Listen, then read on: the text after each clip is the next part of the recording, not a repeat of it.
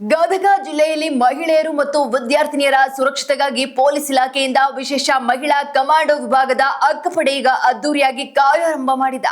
ರಾಜ್ಯದ ಎಲ್ಲಾ 31 ಜಿಲ್ಲೆಗಳ ಜೊತೆಗೆ ಗದಗದಲ್ಲೂ ಜಾರಿಗೆ ಬಂದಿರುವ ಈ ಪಡೆಯು ನಗರ ಹಾಗೂ ಗ್ರಾಮೀಣ ಭಾಗಗಳಲ್ಲಿ ಕಿರುಕುಳ ಮತ್ತು ಪುಂಡರ ಕಾಟಕ್ಕೆ ಬ್ರೇಕ್ ಹಾಕಲು ಮುಂದಾಗಿದೆ.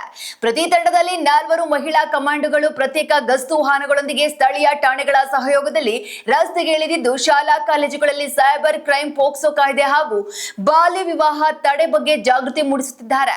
ಅಷ್ಟೇ ಅಲ್ಲದೆ ಆನ್ಲೈನ್ ವಂಚನೆ ಮತ್ತು ಸೈಬರ್ ಸಹಾಯವಾಣಿ ಕುರಿತು ಮಾಹಿತಿ ನೀಡುತ್ತಿದ್ದು, ಸಂಕಷ್ಟದ ಸಮಯದಲ್ಲಿ 112ಗೆ ಕರೆ ಮಾಡಿದರೆ ಕೇವಲ 5 ನಿಮಿಷಗಳಲ್ಲಿ ಸ್ಥಳಕ್ಕೆ ಧಾವಿಸಿ ರಕ್ಷಣೆ ನೀಡುವ ಮೂಲಕ ವಿದ್ಯಾರ್ಥಿನಿಯರು ನಿರ್ಭಯವಾಗಿ ವಿದ್ಯಾಭ್ಯಾಸ ಮುಂದುವರಿಸಲು ಈ ಪಡೆ ಭರವಸೆಯಾಗಿದೆ.